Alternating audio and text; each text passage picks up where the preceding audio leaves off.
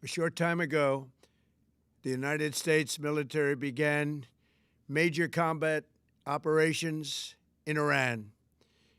Our objective is to defend the American people by eliminating imminent threats from the Iranian regime, a vicious group of very hard, terrible people. Its menacing activities directly endanger the United States, our troops, our bases overseas, and our allies throughout the world. For 47 years, the Iranian regime has chanted death to America and waged an unending campaign of bloodshed and mass murder, targeting the United States, our troops, and the innocent people in many, many countries. Among the regime's very first acts was to back a violent takeover of the U.S. Embassy in Tehran, holding dozens of American hostages for 444 days.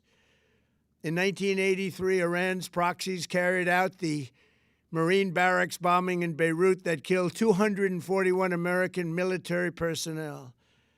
In 2000, they knew and were probably involved with the attack on the USS Cole. Many died. Iranian forces killed and maimed hundreds of American service members in Iraq. The regime's proxies have continued to launch countless attacks against American forces stationed in the Middle East in recent years, as well as U.S. naval and commercial vessels in international shipping lanes. It's been mass terror, and we're not going to put up with it any longer.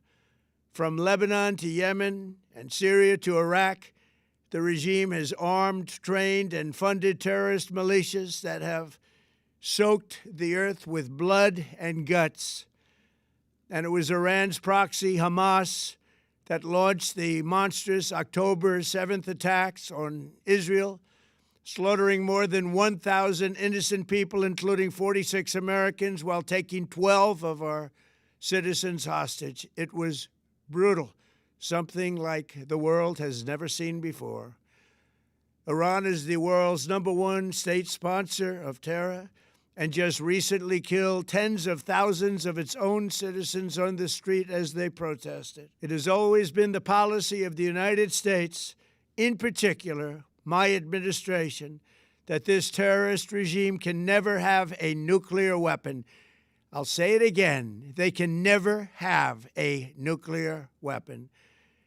That is why in Operation Midnight Hammer last June, we obliterated the regime's nuclear program at Fordow, Natanz, and Isfahan. After that attack, we warned them never to resume their malicious pursuit of nuclear weapons, and we sought repeatedly to make a deal. We tried. They wanted to do it. They didn't want to do it. Again, they wanted to do it. They didn't want to do it. They didn't know what was happening. They just wanted to practice evil. But Iran refused, just as it has for decades and decades. They've rejected every opportunity to renounce their nuclear ambitions, and we can't take it anymore. Instead, they attempted to rebuild their nuclear program and to continue developing long-range missiles that can now threaten our very good friends and allies in Europe, our troops stationed overseas, and could soon reach the American homeland. Just imagine how emboldened this regime would be if they ever had and actually were armed with nuclear weapons as a means to deliver their message. For these reasons, the United States military is undertaking a massive and ongoing operation to prevent this very wicked, radical dictatorship from threatening America and our core national security interests. We are going to destroy their missiles and raise their missile industry to the ground. It will be totally, again, obliterated. We're going to annihilate their Navy. We're going to ensure that the region's terrorist proxies can no longer destabilize the region or the world and attack our forces and no longer use their IEDs or roadside bombs, as they are sometimes called, to so gravely wound and kill thousands and thousands of people, including many Americans. and we will ensure that Iran does not obtain a nuclear weapon. It's a very simple message. They will never have a nuclear weapon. This regime will soon learn that no one should challenge the strength and might of the United States Armed Forces. I built and rebuilt our military in my first administration, and there is no military on earth even close to its power, strength, or sophistication. My administration has taken every possible step to minimize the risk to U.S. personnel in the region. Even so, and I do not make this statement lightly, the Iranian regime seeks to kill. The lives of courageous American heroes may be lost, and we may have casualties. That often happens in war. But we're doing this not for now. We're doing this for the future, and it is a noble mission.